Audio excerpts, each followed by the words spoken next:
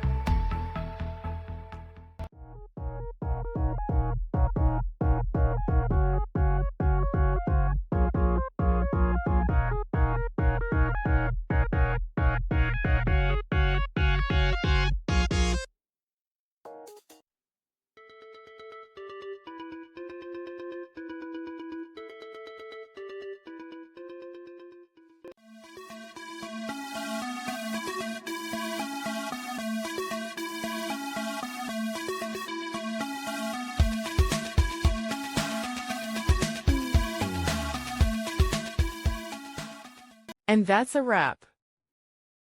I hope you found the answer you were looking for. If you did, take a second to hit that subscribe button. It really helps out. And let me know in the comments which solution worked best for you. See you next time in the debug zone.